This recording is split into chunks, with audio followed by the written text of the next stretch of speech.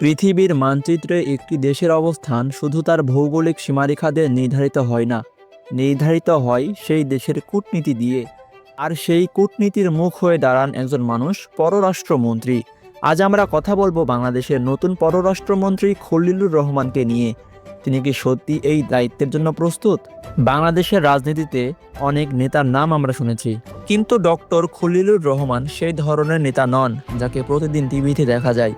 তিনি মঞ্চের মানুষ নন, তিনি আলোচনার টেবিলের মানুষ। দীর্ঘ সময় আন্তর্জাতিক অঙ্গনে কাজ করার মাধ্যমে তিনি নিজেকে তৈরি করেছেন একজন কূটনীতিক হিসেবে। বিশ্বের বড় বড় বৈঠকে তিনি বাংলাদেশের প্রতিনিধিত্ব করেছেন।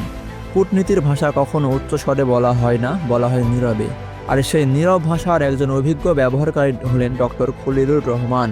অনেকের কাছে প্রশ্ন, তাকে কেন পররাষ্ট্রমন্ত্রী করা হলো? কারণ পররাষ্ট্রমন্ত্রী কোনো সাধারণ দায়িত্ব নয়। একটি ভুল সিদ্ধান্ত দেশের আন্তর্জাতিক অবস্থান বদলে দিতে পারে। একজন পররাষ্ট্রমন্ত্রীর প্রতিটি শব্দ হিসাব করে বলতে হয়। সম্ভবত এই কারণেই একজন অভিজ্ঞ কূটনীতিককে দায়িত্ব দেওয়া হয়েছে।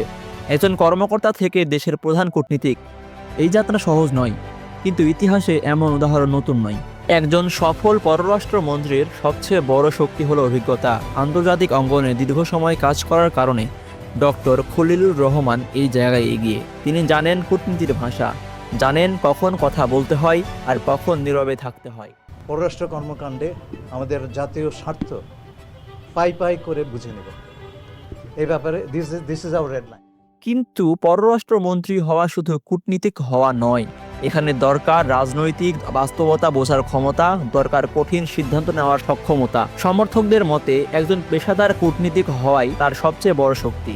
সমালোচকদের মতে রাজনীতির মাঠে তার অভিজ্ঞতা কম, আর এই জায়গাতেই হতে পারে তার সবচেয়ে বড় পরীক্ষা। আজকের বিশ্ব আগের মতো নেই। আন্তর্জাতিক রাজনীতি দিন দিন জটিল হয়ে উঠছে।